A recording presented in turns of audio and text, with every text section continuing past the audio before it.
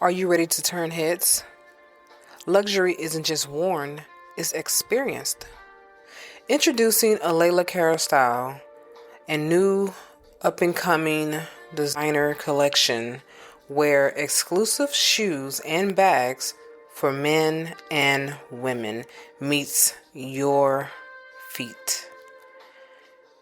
How about you take a handbag and wear it in style, where each piece is personally designed by Alayla Carroll herself and handcrafted from the finest material in Italy. Leather, smooth like butter, bold, timeless, distinctly you. Step into true elegance and make your mark with a Layla Cara style where confidence meets craftsmanship. Visit a Layla Cara style and experience the luxury of art that you wear. Hey everyone, so I am back at work and this is day 2 for me. I am a little tired because, hey, I spent 4 weeks off. Now I'm back in the habit of going back to work and all that. So before I call it a night and go to sleep, I want to do this episode, which is episode 4 for you guys. And that way I can go ahead and get some rest and prepare for tomorrow because tomorrow I have 4 flights. Yes, 4 flights to work. And hey, that's the price I pay when I get all this time off, huh? Either way it go, doesn't matter. I enjoy what I do, so I don't look at it like that. So, anyways, let's get into it. The tears no one ever sees, even the strongest hearts overflow. I want to talk about something that many of us don't get the opportunity to really share with one another. We keep it to ourselves. We secretly cry to ourselves. And most of the time, people think that it's only men who cry in the dark, but that's not true. There are a lot of women that cry in the dark too, and I'm one of them. I'm not quick to shed tears in front of people. I can really probably count on one hand when I've cried in front of people, and each time it has been at a funeral. And even then, I don't always cry in front of people. So when my second husband died, I did not cry until I got alone by myself. And then I remember the only people I can remember actually just breaking down was my cousin. He had committed suicide, and that alone took me to another level where I couldn't hold back my tears because he was 16 years old, and when I found out the information about him doing that, it just took me out. It just took me mentally out. Like, I could not believe that this happened. And then my aunt, one of my aunts, who I looked at as a second mom, she was the only person during the time when she was alive that I can tell my secrets to and not feel judged when she passed away. And she understood me. She understood me so well that I remember when I graduated from high school, I was unsure what I wanted to do with myself. And everyone, my mom, my dad, even my brother, and other people was trying to push me to go into the military. And I was so adamant by not going because I was afraid that I was going to be in a war. I was going to get deployed and have to fight in a war and not make it back home. And so I just wasn't going to do it. Well, my aunt, she was Army. She had went into the Army, and one of my uncles, which is her brother, went into the Army. And then my dad, He's Marine. My brother had just went into the Navy, and my uncle on my dad's side, his brother, he was Army. And so basically, you see what I'm getting at. I have a military family, and they just wanted me to follow in that footstep, and I was so terrified. I was afraid that I was going to get deployed and go into a war. I didn't want to do it. And I remember my mom saying to me back then, they haven't been to war in I don't know how many years. You're not going to be in a war. And my aunt, she told me, she said, if you don't want to go into the military, that's your choice. What do you want to do though? What do you want to do? And at that time I was doing hair. So I was like, well, I would prefer to just get my license, cosmetology license, and just do hair. And she was like, well, niece, you're good at that, so go ahead and do that. And then she also went on to tell me, I'm going to give you a word of advice, though. If you do choose to go into the military, she said, even though I went into the Army, I would advise you not to do the Army. Don't do the Marine, and don't do the Navy. She said the Air Force will be more of your speed because it's more educational. And she said, that I can see you doing. And I appreciated her for that because I never wanted to be pressured to do something that I was so unsure about. But guess what? I calculated the time frame that if I would have went into the military right around the time when I would have been getting ready to get out, that was when 9/11 happened. So that means I would have went into a war just like I was already predicting. And I was so happy that I didn't go into the military. And I took the ASVAB test. I sure did. I was about to go, but I didn't go get sworn in. I changed my mind. I was like, this is not what I want to do. And that was because of the pressure of the people trying to tell me to go into the military. And I realized that things about us strong people, when we don't want something, it's hard to make us do something. And when we are hurting, we don't always show it. We keep it to ourselves. We don't tell you that we're in pain. We like to just hide it. So I have a quote that I want to give to you. It's called the Strong Person Quote. And it goes like this. Sometimes the strongest person in the room is the one who waits until everyone went home before finally allowing the tears to fall. That's me all day long. I don't let tears fall out of my face until I'm by myself. So let that sit in with you for a moment. Let's sit in that for a little while, because somebody's listening today knows exactly what that feels like. I'm not the only one. You held it together at work. You held it together for your children. You held it together for your family. You held it together during the meetings that you had. You held it together while answering phone calls. You held it together while someone else told you about everything they were going through. And then you got in your car, you closed your bedroom door, you stepped into the shower, you sat on the edge of the bed, and suddenly the tears came, but nobody saw them. Nobody knew. No one heard you crying.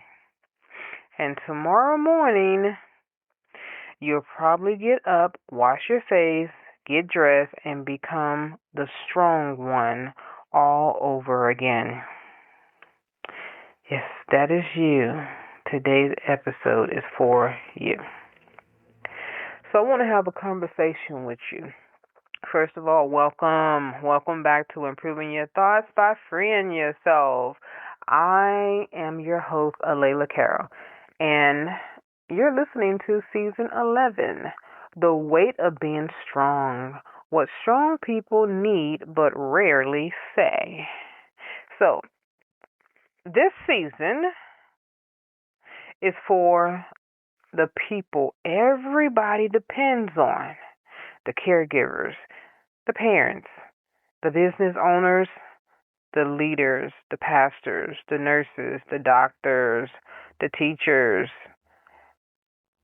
the coaches, the first responders, the entrepreneurs, the flight attendant, yes, the problem solvers, the encouragers, the one who somehow finds a way to keep going even when they're carrying things nobody else know about. We'll be back after a quick break. If you haven't already, check out my luxury shoe and bag collection, a Layla Cara style. Each piece is personally designed by me and handcrafted from genuine Italian leather. Whether you're dressing up or keeping it casual, these pieces were made to help you walk with confidence. Because real style starts from how you feel. Go to alaylacarolstyle.com and experience these bold, timeless, and completely all you. Check it out. You might find something you like.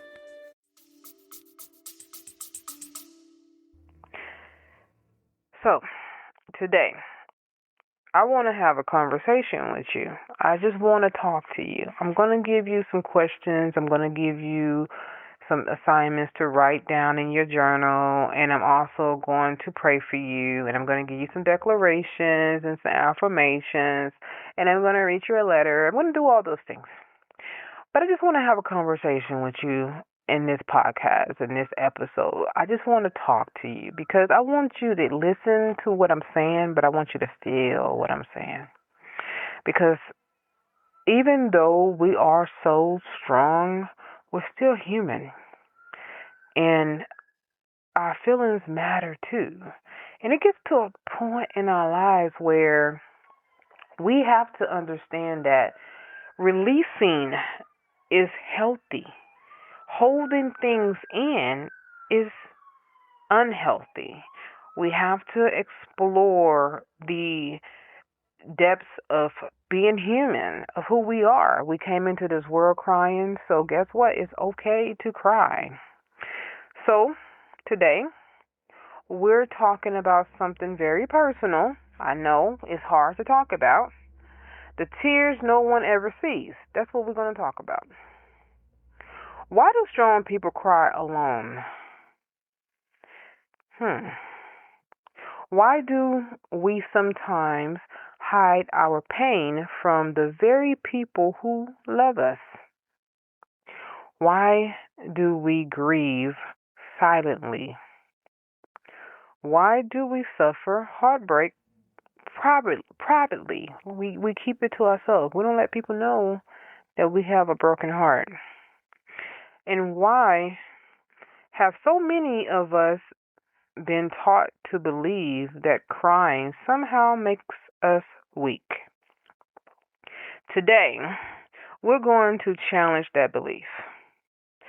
Because here's the truth.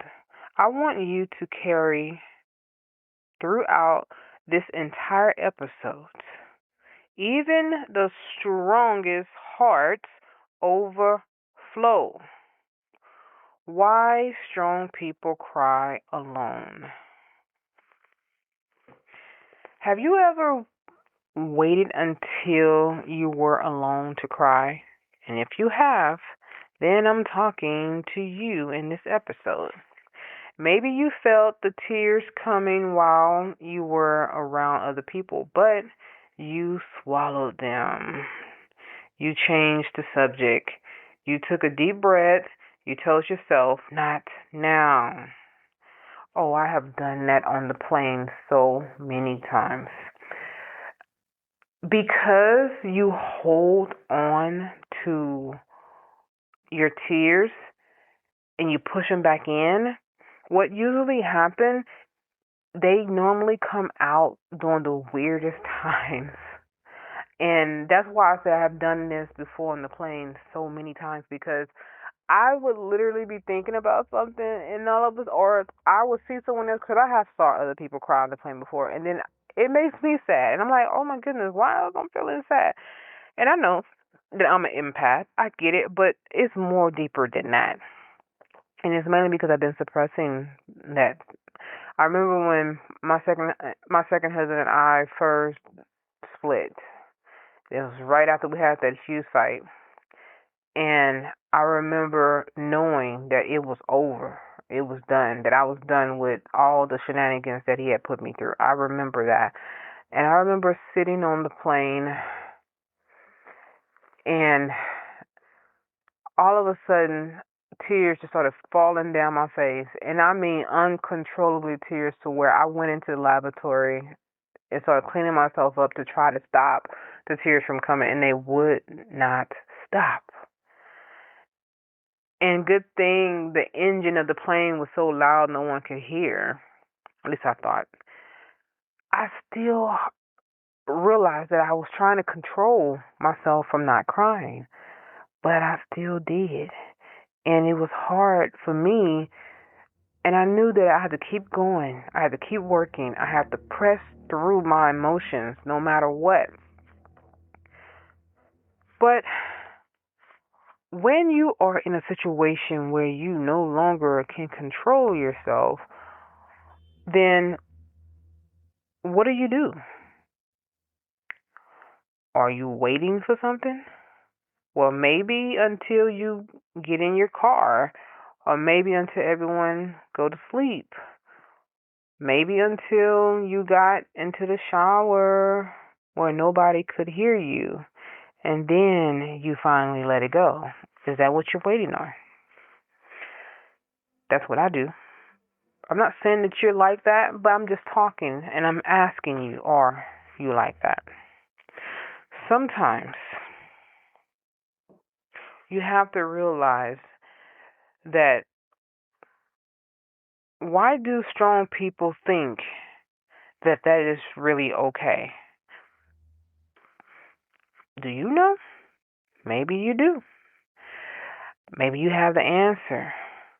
Sometimes it could be because we have become accustomed to being the strong person for so long, and being the person that everyone else look for stability. We think to ourselves, if they see me fall apart, they will become afraid. And that might be true. We also say to ourselves, if I cry, everybody is going to start asking questions, and I don't feel like answering these questions. Or maybe we say to ourselves, if I tell them what's really happening, I will worry them. And then maybe we tell ourselves, I need to stay strong for my family. I have heard that so many times from the strongest people. I need to stay strong for my family. But I've always looked at people who say that and wonder, who is being strong for you? I remember I had a cousin that she got killed.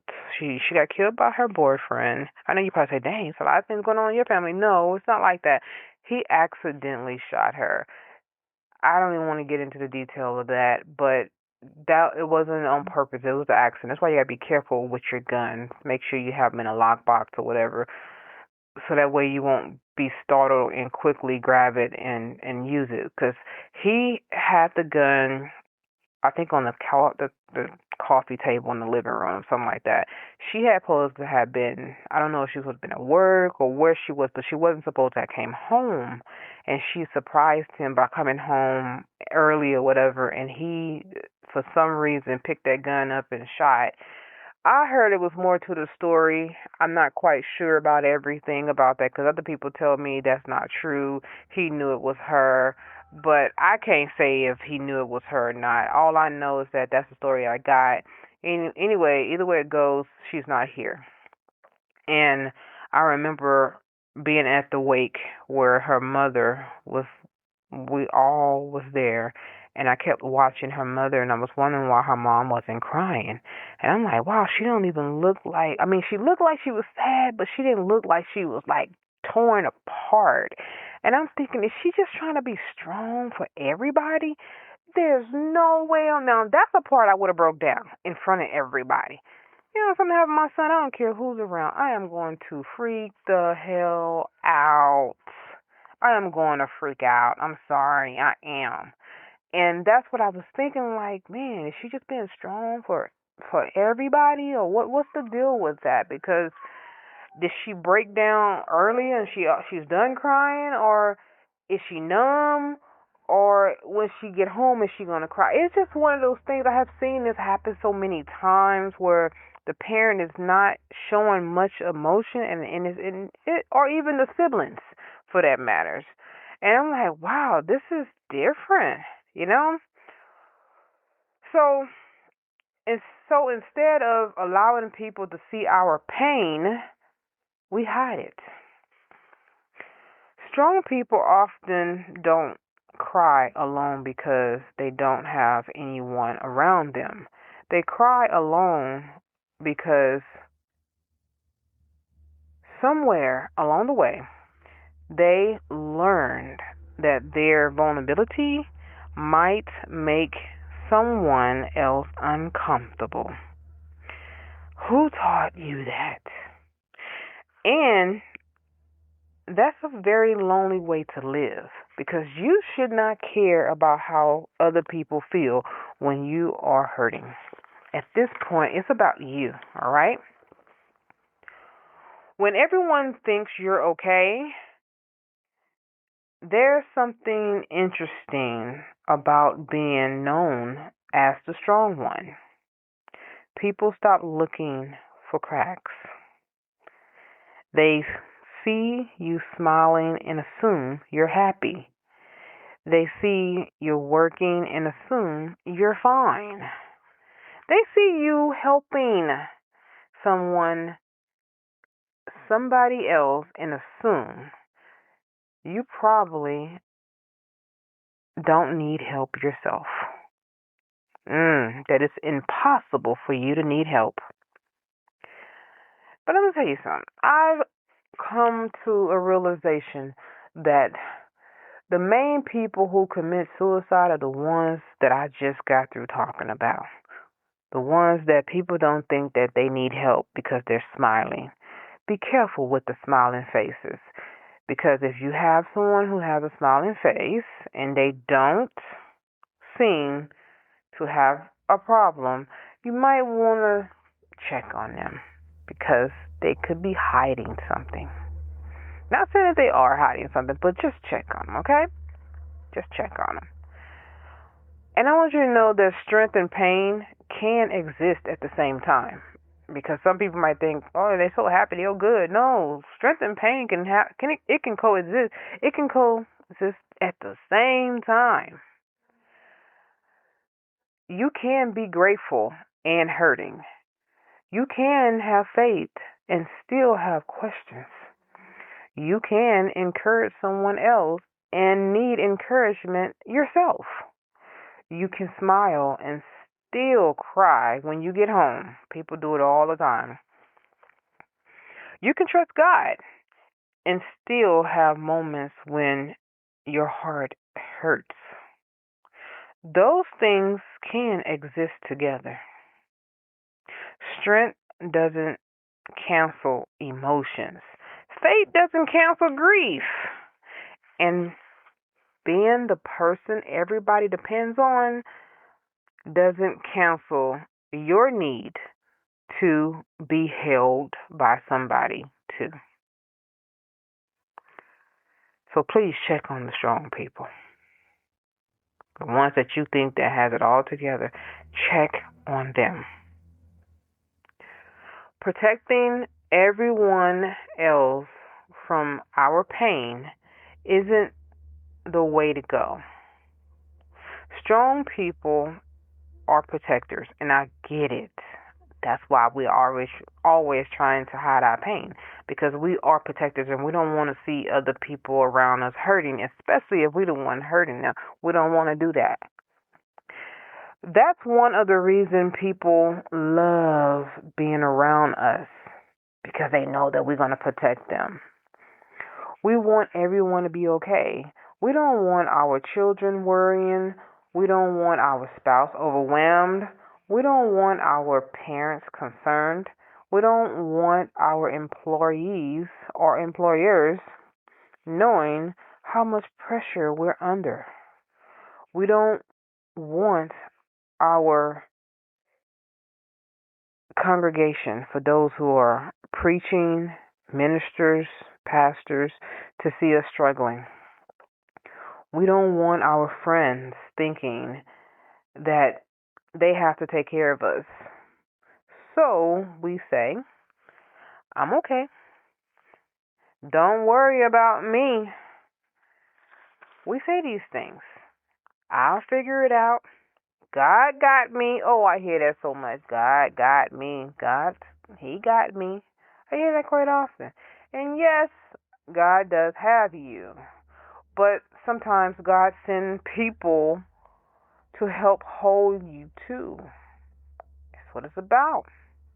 There's a difference between protecting people from unnecessary worry and completely hiding your humanity. If nobody ever knows that you are hurting, how can anyone know that you need comfort? If nobody knows that you're exhausted, how can anyone know that you need rest? If no one knows that you're grieving, how can anyone sit beside you? Sometimes we're praying. Yeah, sometimes we will pray. God, please send somebody to help me. And God may say to you, or He may be already saying to you, I will send them, but will you let them know that you need them? Sometimes we're afraid to tell people we need them. I remember, if anyone has seen The Best Man Holiday, and you know like what I'm talking about then, if you have, in the movie, Jordan, her name is Jordan, that's Neil Long's part, she has a boyfriend. She likes him a lot, but she's so strong and she's so independent that she don't know how to be vulnerable. And one of the things that her friend told her before she died, let someone in. Open up your heart to love and let someone in. And I remember in the movie how she was so closed off to receiving love that she told her boyfriend, I don't need you. I want you, but I don't need you. I remember back when I was in my 20s and 30s, I used to think that was cool to say. I don't need you. But that was actually a lie, because of the fact that everyone needs somebody. And if you're going to be in a relationship, you're in that relationship for a reason. What is your reason for being in that relationship? Just to have a companion? Well, guess what? You need a companion. So you do need them. Is it to have someone to call a friend? Well, guess what? You need a friend. So you need them. Is it to have someone to show compassion to you? Hey, guess what? You need someone to show compassion. No matter what, you do need them. And it's funny because when we get to a point in our lives where we act like we don't need nobody, that's why we become hard, and our heart can harden towards people where it doesn't line up with what we really want in our lives. And it's hard for someone to come in and break that hard shell, and then you're wondering why you can't find the right mate or the right people to stick around and stay in your life. So don't do that. Open up, all right? Don't be the person that feels like I have to stay private because, and maybe it is because of this, because you've been hurt. It could be because of that. But at some point, you got to heal. You have to heal. And you have to understand that vulnerability is a strength. It's not a weakness. It's a strength. Because anyone who can actually be vulnerable in front of people and then continue to walk with your head held high, you're really one of the strongest people in the world for real. Because that shows your human side, and it also shows your ability to bounce back and keep moving. And people be amazed and admire that kind of strength. It ain't just about being cold hearted all the time or closing yourself off and not letting people see that vulnerable side of you. So let people see that vulnerable side of you. You don't always have to protect everyone. And know that too. Everyone sometimes don't need your protection. They can protect themselves. Some people can protect themselves. I can understand your children, but there are a lot of people who can pretty much protect themselves. I want to say something to my parents that are listening, the leaders, the caregivers, the pastors, the business owners, the people who feel responsible for everybody else's emotional stability. You don't always have to protect everybody from knowing that you're human. There's a healthy way to be vulnerable. You don't have to tell nobody what actually you're going through that is going to be harmful for you. Let's say someone you can't trust them. Don't tell them. But find that one person that you can trust and open up. So you don't have to tell everybody every single thing. They don't have to know every detail for detail. They don't have to know it. But just give it a chance to where you can try. Even test them with the smallest little thing and to see how far they go with it. Do they tell someone? Do they keep it to themselves? And if you realize they haven't told anyone, now you can tell them more. But you don't have to say everything, but be willing to share. Okay? Wisdom still matters. Boundaries still matter. So be careful. That's why I'm telling you. You don't have to share everything.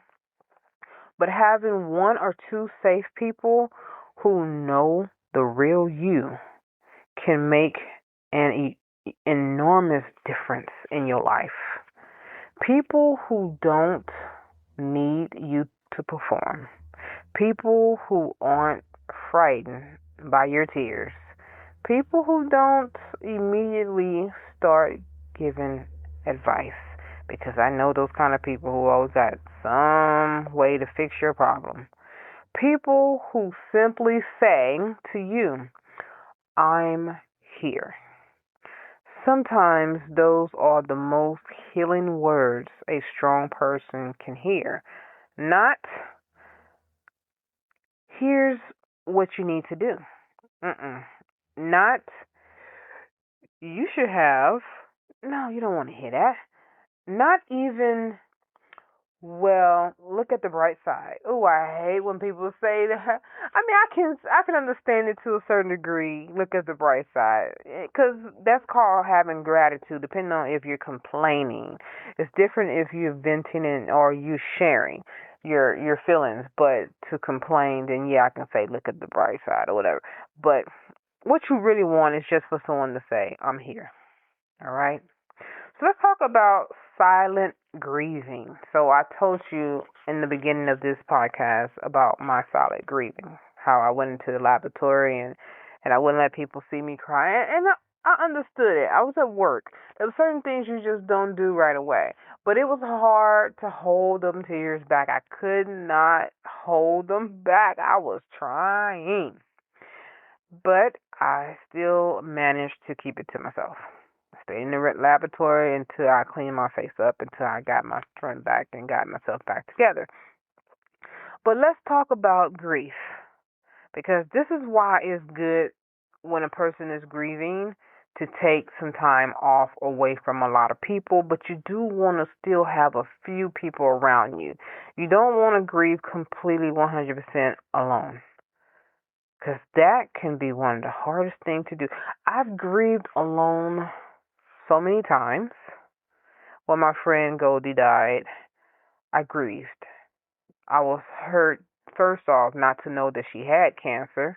And we went out right a little bit before, I'll probably say within a month or 2 months or something like that before she died. We went out, we went clubbing or whatever. And she, for the first time, paid for my drinks. Because either I would pay for my own drinks or pay for both our drinks. And this time she was like, "Nah, I got it." And I was like, "Okay." And I noticed how different she looked, but not too much. She didn't lose a lot of weight or nothing. It was just something about her that was different. And then when I found out she was no longer with us, and then I went to her funeral and I was the one that gave her eulogy. I was asked to do it. I was honored to do it because of the fact that she had her best friend and her sisters and stuff, but they asked me to do it. They put me on the program and I was like, wow. And I was strong enough to hold myself to not cry and to talk to her kids and all those things. But when I got home, ooh-wee, yeah, it, it was coming out. And I'm telling you, grief is not easy. It doesn't go away just because you cried that one time. I even remember even a year later, I was at the hotel. I just got off flight working and everything at the hotel, and I just started crying again. And I was like, dang, and it hits me at moments, well, not anymore, but at the time it was hitting me at moments when I want to call and talk to her. I'm like, dang, I can't even call a friend, and it's like, oh my goodness. So those are things I'm talking about here because I hope no one ain't crying at this moment while I'm talking to you guys because you're probably thinking about someone that you lost. But I just want to let you know it's okay. It's okay. It's okay to cry. Don't hold that back, all right?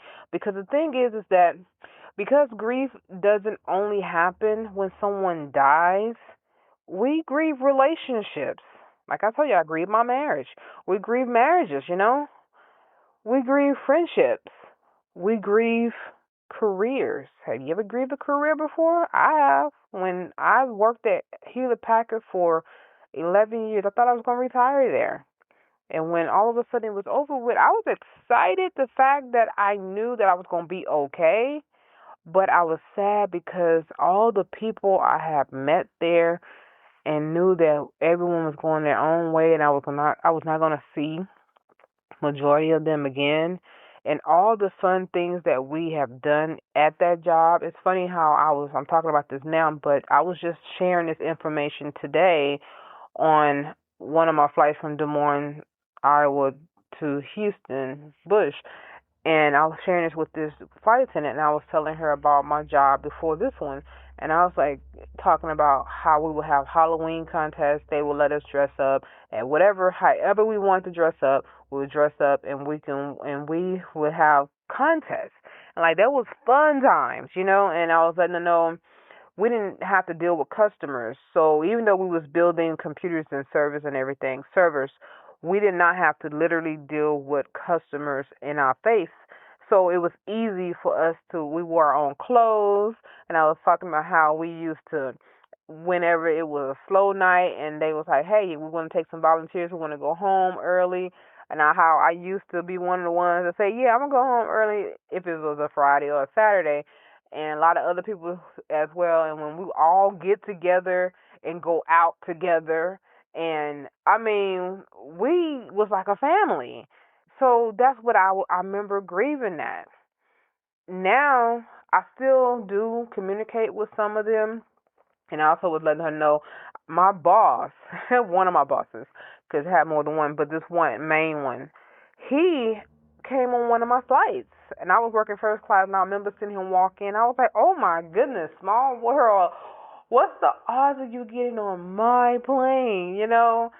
And it was just something. So all I'm saying is that, yeah, we grieve more than just someone dying. We grieve our careers. We grieve our businesses if it doesn't work out well, and we put all our heart, money, and our sweat and tears into this business, and it doesn't work.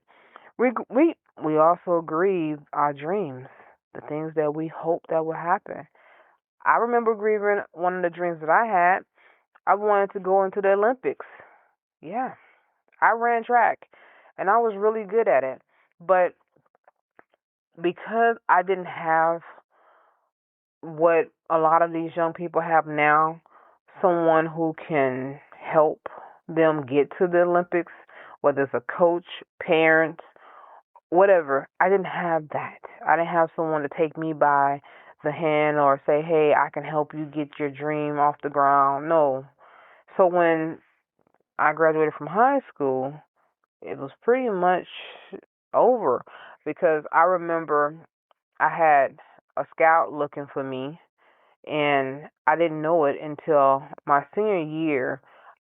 I remember I was, I'm telling you, I remember this situation, and this is what made me grieve, because when I got the information about a scout was looking for me, and they say, yeah, they want to give you a scholarship and everything to this, what they want to find out where you were. They didn't know where to send the letters and all that. Y'all moved, and my coach at the time, he was right. His name was Coach Brown. He was right, and I went to 3 different high schools, and during that time period, I didn't know what was going on. I had to do what my mom wanted to do. I'm a teenager, not knowing it was messing with my future. And so when I found out at a track meet. That's how I found out. And I was at another school, which I wish I would have went back to the first school, because that's where the scholarship was coming through the coach at. And he saw me, and he called me by my name. He was like, "You going to this school? We've been looking for you. We didn't know where you were, and there was college scouts looking for you, and I have letters for you." And I was like, "Really?" And I just told him I didn't know where you were. You just moved. And I was like, "Yeah, my mom moved us back to our hometown and everything." But he said, "But you back here now. Why did you just not come back to the same school?" And I was like, "Well, I came back on my own. I didn't come back with my mom. So I'm on another side of town, and it was going to take me a long way. At that time, you didn't have to live in a district that you go to school at. You can go to any school. But I didn't want to travel that far. So that was the reason why. And that was one of the reasons. The other reason was because I had friends at the school that I chose to go to. So it was just one of those things. And yeah, I grieved it though. That was a dream, a childhood dream. I grieved that. We also grieve opportunities. That was an opportunity and a dream at the same time. We grieve versions of ourselves that no longer exist. A lot of people do this, men and women. You know, how you used to look. You used to can fit in that beautiful dress you no longer can fit in. And now you're looking at yourself and saying, "Man, I wish I was still this size. I wish I could still fit in that dress." Or, "Man, I wish I had hair. I don't have any hair no more." So we grieve those things. That's an old version of ourselves. And even though we try to get back our old selves the way we were, it'll never be the same. We would never be the same. So that's why you have to learn to just say, "I accept myself for where I'm at right now." And we also grieve what we thought life was going to look like. And sometimes strong people never give themselves permission to acknowledge those losses. This is why we need to go ahead and just grieve and get it over with. Let it out. Go ahead and deal with it and move past what you're going through. Move past it. We tell ourselves other people have it worse. I should be grateful. I need to move on. I don't have time to fall apart. Like, we'll say these things to ourselves. These are the things we do to keep ourselves from actually feeling what is actually real for us. But unacknowledged grief doesn't simply disappear. Sometimes it shows up as irritability, like us being irritable. Sometimes exhaustion, sometimes numbness, sometimes you find yourself crying over something small and wondering, why am I crying about this? Yeah, what's going on with me? This is crazy. Maybe you're not crying about that one little thing. Maybe you're crying about the 100 things you never allowed yourself to grieve over. Yeah. Have you ever thought about that? Did you know that your heart keeps record of what your mouth never speaks about? Yeah. Our heart keeps records of what our mouth don't even say. So I want you to give yourself permission to grieve. Ecclesiastes tells us there is a time to weep and there's a time to laugh. Notice scripture doesn't say there's a time for weak people to weep. That's not what it says. It says there's a time to weep. Crying is part of being human. Jesus cried. Even Jesus himself has cried. In the book of John, chapter 11, verse 35, gives us one of the shortest verses in Scripture. It says, Jesus wept. Jesus knew resurrection was coming. He knew it was going to be time for him to be crucified. And he still cried. He knew he was going to be resurrected, but yet he still cried because that was the human part of him. That teaches us something, don't it? It should. Faith doesn't mean pretending something doesn't hurt. Hope doesn't mean skipping grief. You can believe God is going to bring you through something and still cry about what happened. Let's talk about private heartbreaks. See, this is a thing that we usually don't always confess about. Private heartbreak, when you get your heart broken and you don't talk about it. Some of the deepest heartbreaks are the ones no one know that they don't even know about. Maybe someone betrayed you. See, I know what that's like. I know what that's like. I don't never tell no one how I really felt about the betrayal that I had from my friend Chris. I was shocked to even know that this girl who I've been around for so many years to be the way she was with me.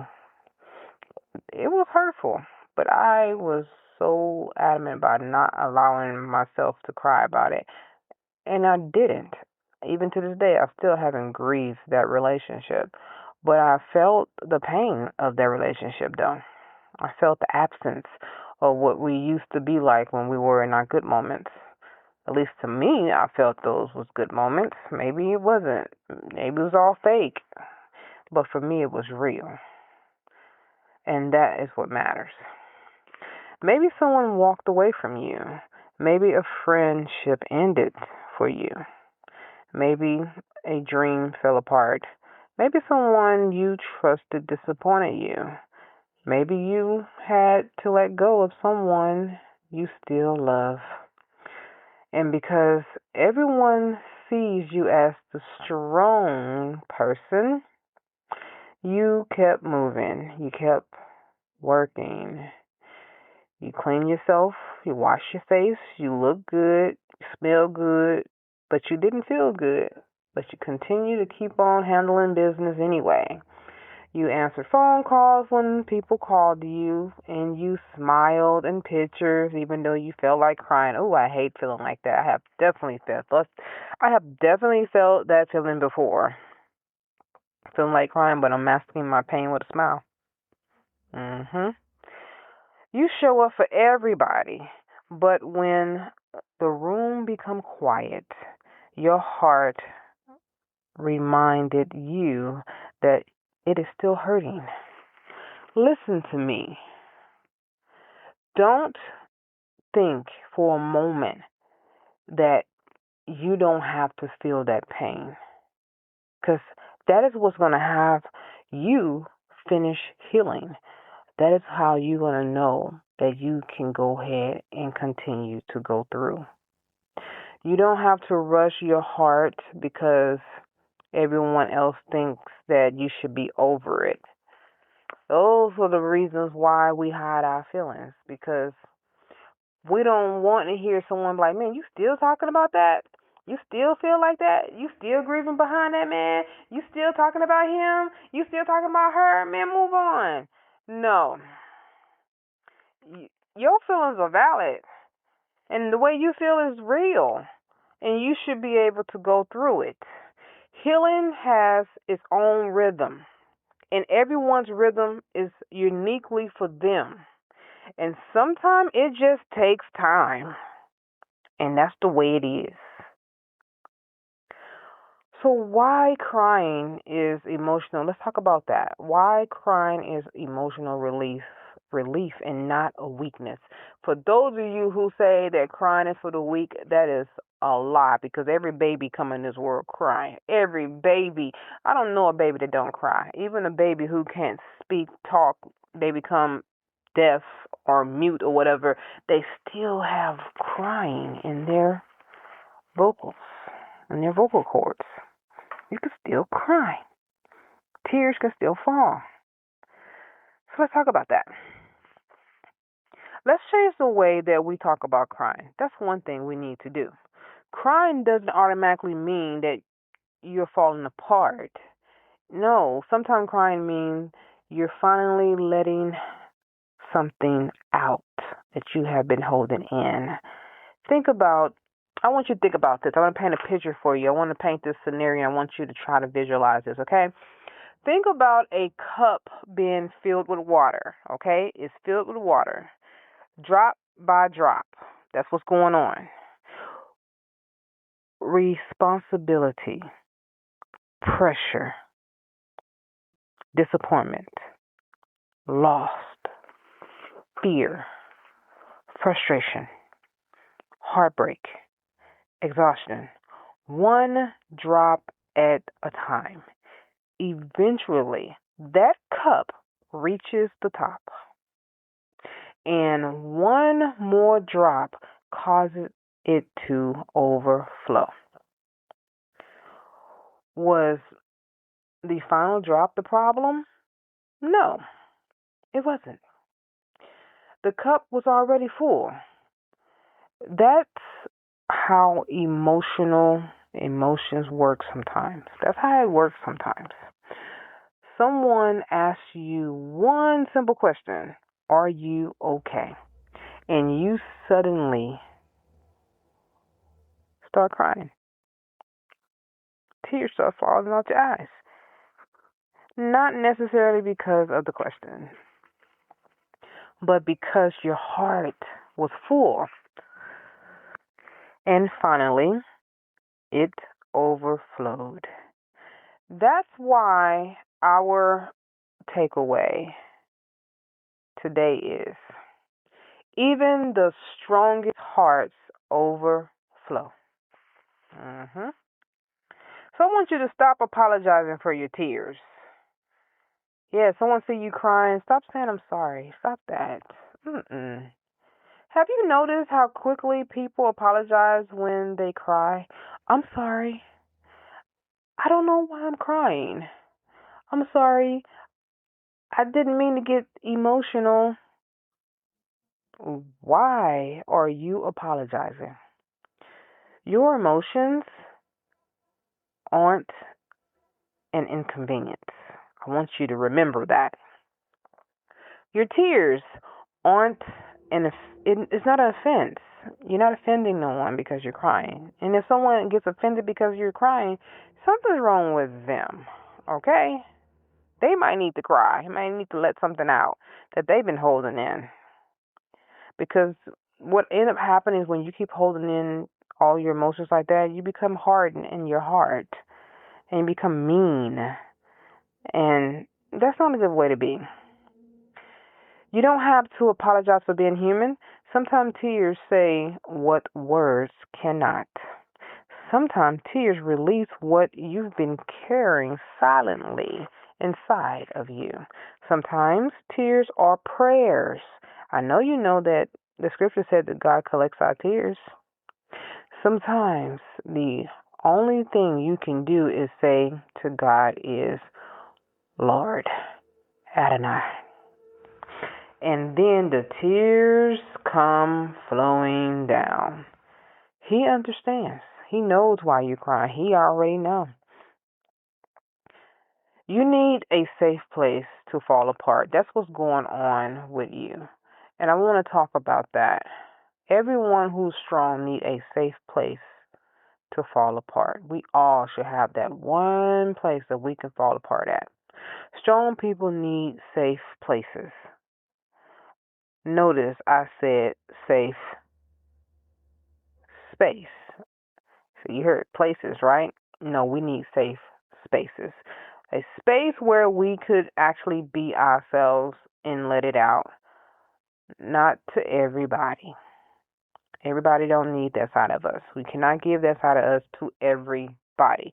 Some people just don't need to see that vulnerability. But for those who you can actually trust and you feel safe with, that is your safe space. Everybody don't deserve access to your vulnerability. But somebody should know you. There got to be somebody who can know you. Somebody should know when your smile isn't real. Somebody should know when your silence means something. Somebody should be able to hear, I'm having a hard day, without judging you, without gossiping about you to others, without using your vulnerability against you later. Because that's why we keep stuff to ourselves. I know that's why I do. Because I don't want no one to be able to throw it in my face about my vulnerability. Because I have done that. I have told some things about myself to people who I thought was a safe place, that I thought was providing a safe space for me, only to find out that they was just taking it to use it against me. And that's hard. That's a hard thing to deal with. But there got to be somebody, one person. And it might be an elderly person, because most of them, and I mean the ones who are wise, they don't gossip. They'll pray for you. So I have my aunt. When I get in my moments when I need someone to talk to, I call her. And I tell her the truth about things with me.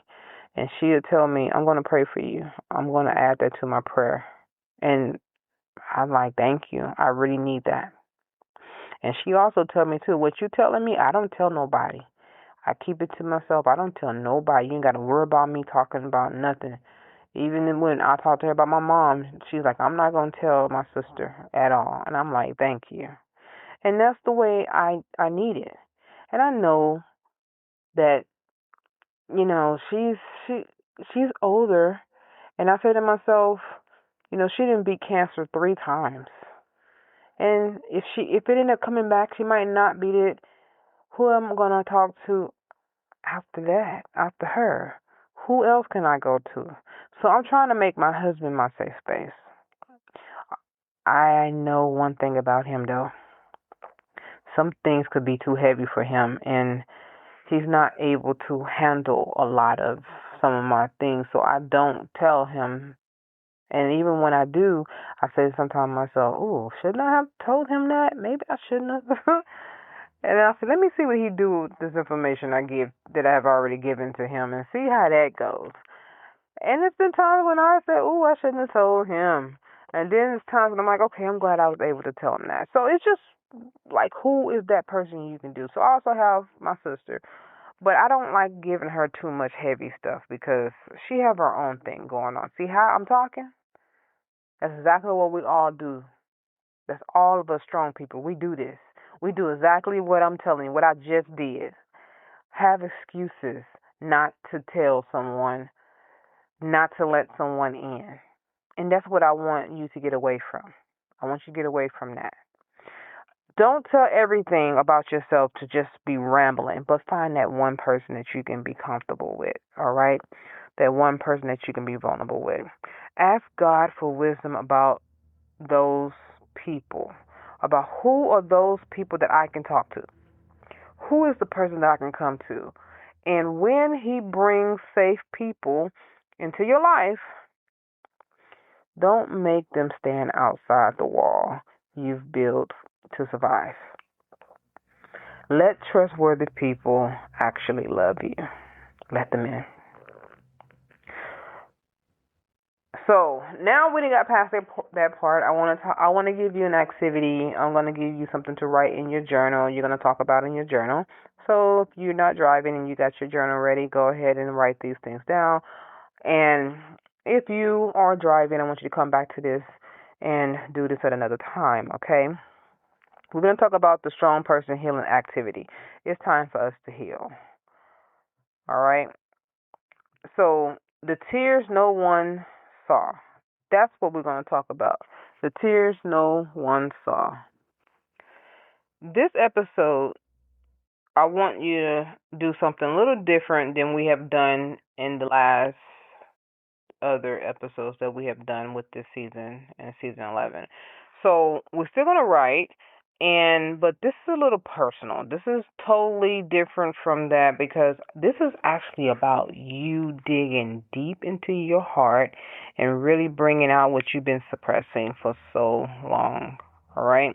What you're going to do, you are going to find a quiet place and you're going to take out your strong person journal. At the top of the page, you're going to write, I want you to write these words at the very top of the page. What have I been carrying that nobody knows about? Then write, I want you to write and keep writing and keep writing. Don't edit yourself. Do not edit yourself. I don't care what it sounds like. Do not worry about sounding pretty. Don't worry about your grammar. Don't do any of that. Nobody has to read it. This is about you. You are the only one who is going to read this, so you already know what's going on, okay? So you don't have to be pretty. I want you to write about your disappointments. I want you to write about your loss, everything that you've lost. I want you to write about the person you miss.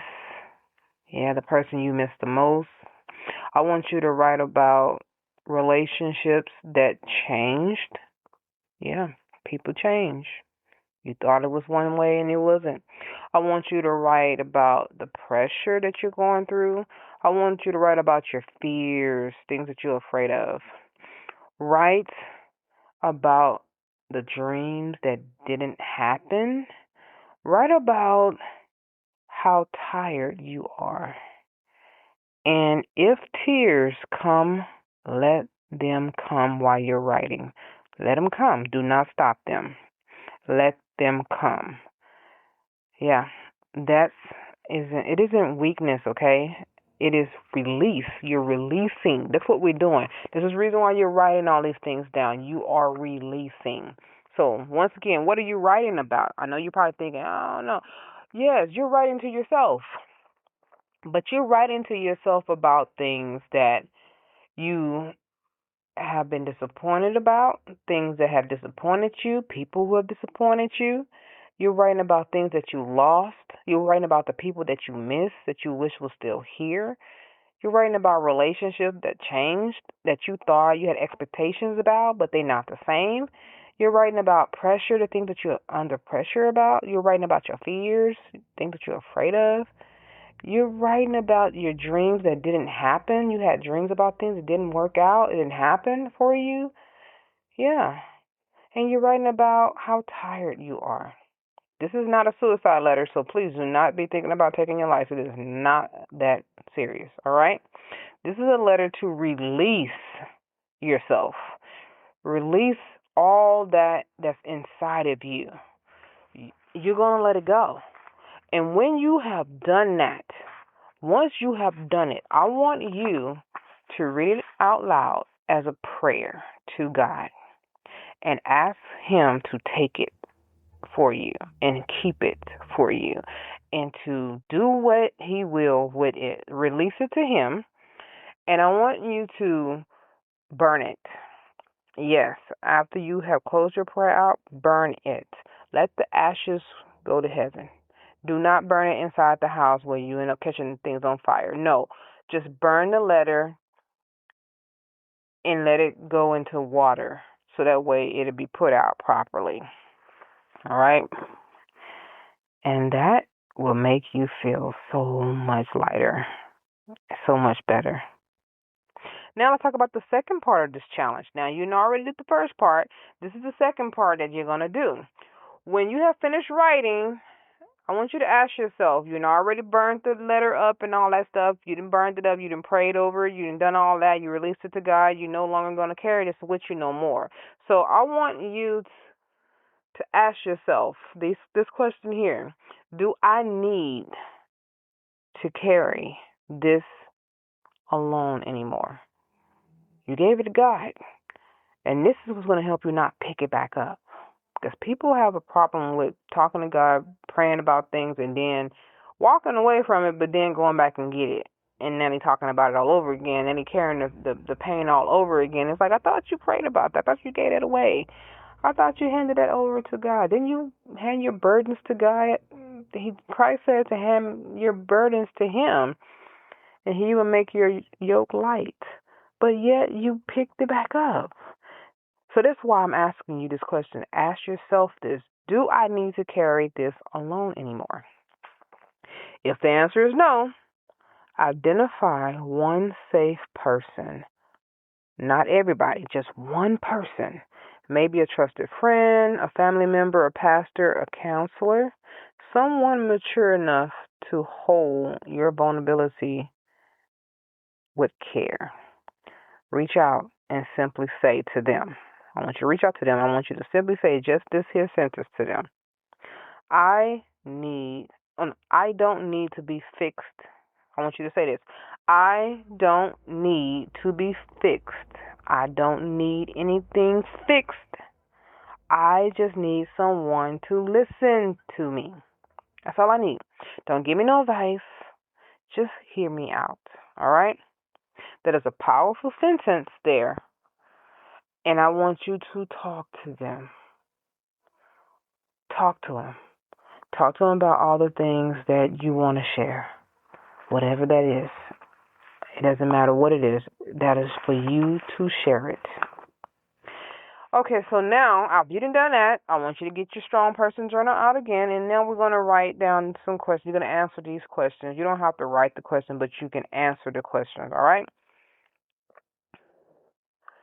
I want you to spend some time answering these questions. Number 1, what pain have I been hiding because I don't want other people to worry about me? Number 2, where do I usually go when I need to cry? Number 3, what loss have I never allowed myself to properly grieve? Number 4, who in my life feels emotionally safe? You might not have nobody. And if you don't, go to God. Go to God. Okay? Because I know someone probably saying, I don't have that person. Yeah, you do.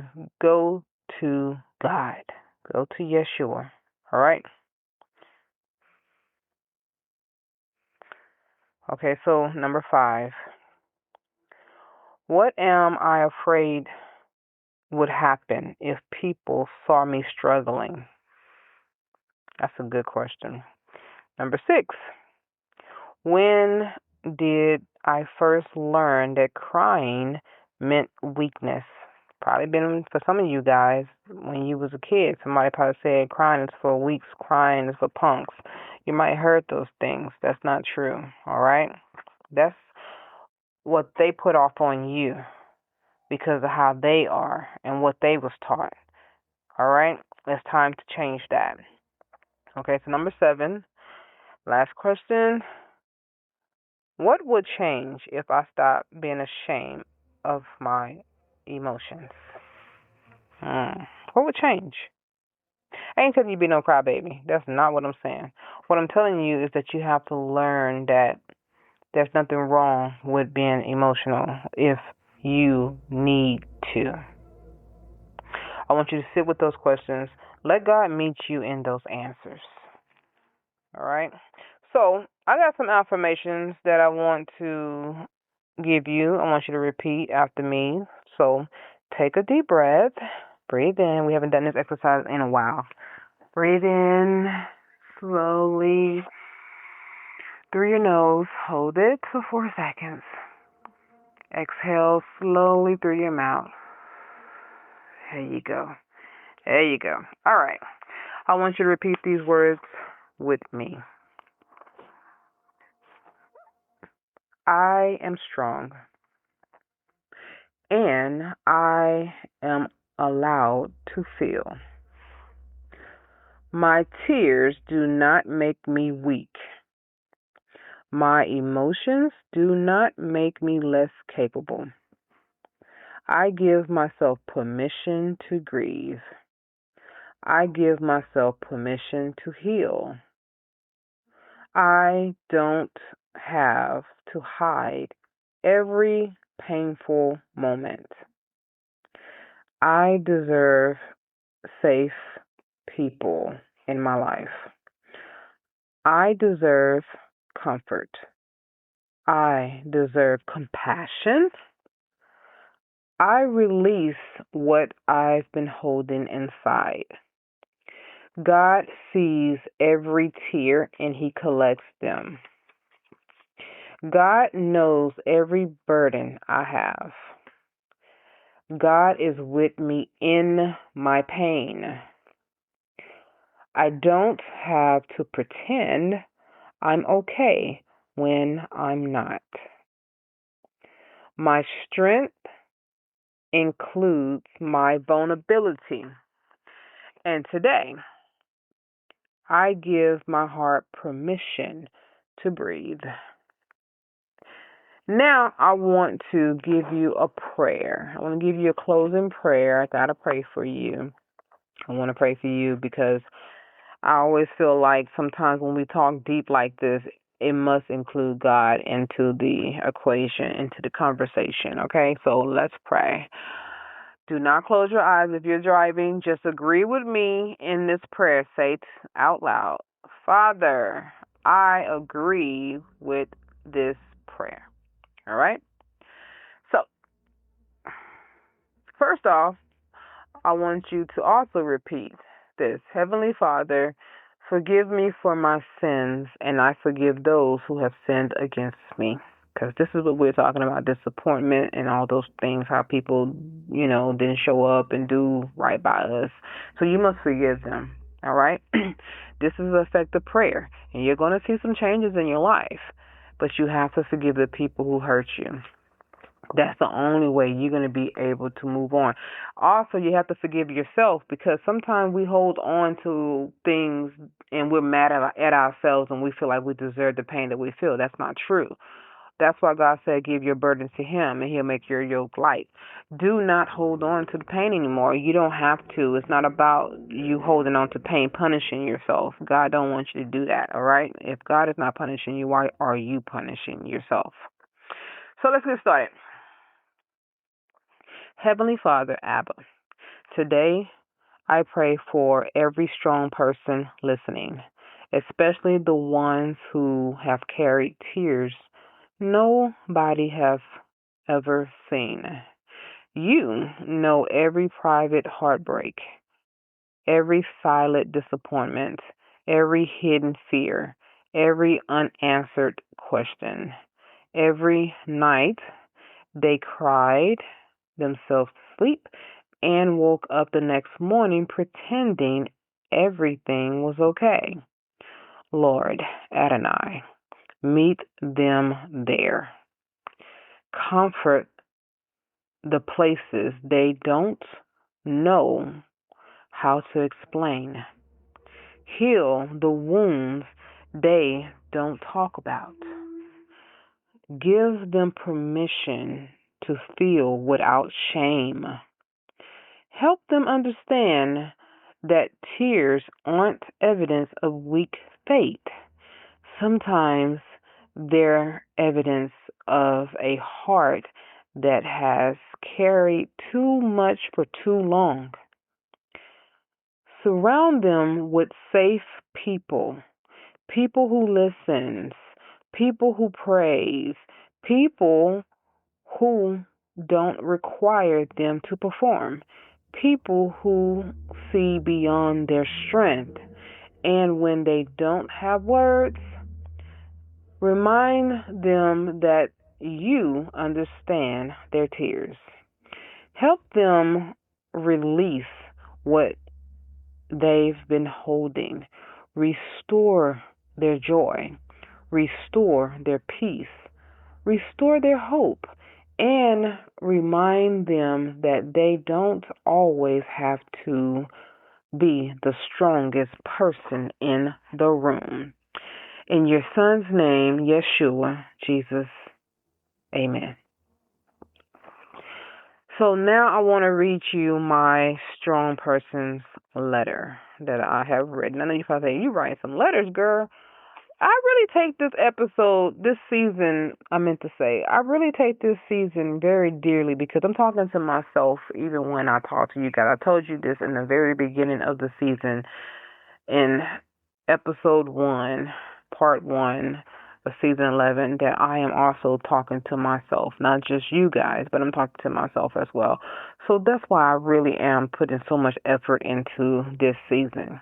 I want you guys to heal, and I want to heal with you, and we're going to heal together. All right? So, here's my strong person letter. Dear strong person, I know there are tears you cry that nobody knows about. Tears in the car, tears in the shower, tears late at night, tears on your pillows, tears you quickly wipe away when somebody walks into the room. You've gotten good at pulling yourself together. Maybe too good. But today, I want you to know you don't have to be embarrassed about your tears. You don't have to explain every emotion that you have. You don't have to apologize because something hurts. You've carried people. You've carried responsibilities. You've carried expectations. You've carried disappointment. And sometimes your heart simply needs somewhere to put all that. So, cry if you need to. Pray if you need to. Be quiet if you need to. Call somebody if you need to. But please don't keep convincing yourself that being strong means suffering silently. That's not being strong. You deserve somewhere safe to put your heart down. And remember, the tears you cry don't erase your strength. Sometimes they reveal just how much strength it takes to make it this far. With love, Alayla Carroll. Mm-hmm. So now we're going to do the strong person declaration. This is what you're going to do to repeat after me, just like all the other episodes. We're going to do a strong person declaration, okay? So you might be saying, so this does kind of seem like the same episodes, although no, it's not, because this is for you to be able to heal, and I want you to get yourself to a point where you're able to accept yourself healing, okay? So repeat after me. Before you leave today, I want you to place your hand on your heart. Let's do that. Before you go to sleep, before you leave this episode, I want you to place your hand on your heart. Yes, go ahead and do that. I want you to take a slow breath and repeat these words with me. I am strong, but I am also human. I am allowed to feel. I am allowed to cry. I am allowed to grieve. I am allowed to say that something hurt me. I release the pressure to pretend anymore.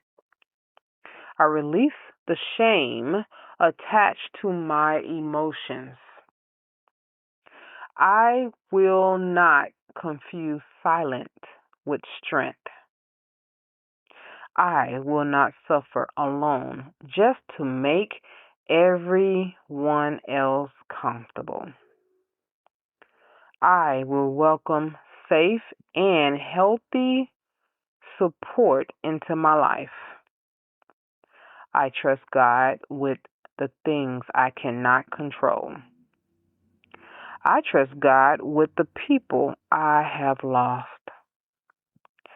I trust God with the dreams that changed. I trust God with my broken places. My tears are not weakness. My vulnerability does not diminish or demean my strength.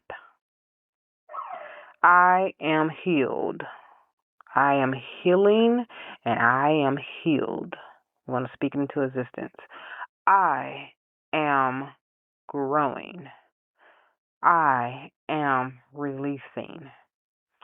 I am becoming whole again. And today, I give myself permission to stop hiding what my heart needs to release. In Jesus' name, amen. So before we close this out, I want to give you one final thought, okay? Before I let you go, I want you to remember one sentence this week, and that is, even the strongest hearts overflow. So if you cry, let yourself cry. If you're grieving, give yourself permission to grieve. If you're hurting, tell somebody safe to talk to. Tell someone about it that's safe, that you feel safe with. And if someone strong in your life suddenly become quiet, I want you to check on them. All right? Don't assume that they are okay simply because they're usually strong. You should know better because that is you. Sometimes the person who says, don't worry about me, is secretly hoping someone will care enough to ask again. So thank you for joining me on another episode of Improving Yourself, Improving Your Thoughts by Freeing Yourself. Yes, Improving Your Thoughts by Freeing Yourself. And if today's message made you think about somebody, send it to them. Better yet, call them. They need to hear from you. Don't just ask them what they're doing. Don't just get into that casual conversation. Don't just ask them what you can do for me or what they can do for you. Just simply ask the question, how are you really? How are you really doing? And then I want you to pause and give them enough time to answer. All right? Just be silent. Be silent. And let them just tell you the truth. Until next time, take care of your mind, protect your peace, guard your heart, and never forget, being strong doesn't mean being invisible. And even the strongest hearts overflow. God bless you. I'll meet you right where you are in the next episode. Signing out, Alayla. Are you feeling overwhelmed and exhausted by stress? Introducing Stress Management with Imaging Coaching, your ticket to a calmer, more balanced life. In this journey you will be taking with us here at Imaging Coaching, we'll equip you with powerful techniques and tools you can use to conquer stress, regain control, and transform your life. From deep breathing exercises to mindfulness practices, you'll discover the tools to relax your mind and body. Come join us on this transformative path and unlock a world of inner peace and resilience. Don't let stress hold you back any longer. Take charge of your well-being today with Imaging Coaching, your stress management team. Discover clarity. Defeat stress through Imaging Coaching at imagingcoaching.com. At imagingcoaching.com. At imagingcoaching.com. At imagingcoaching.com.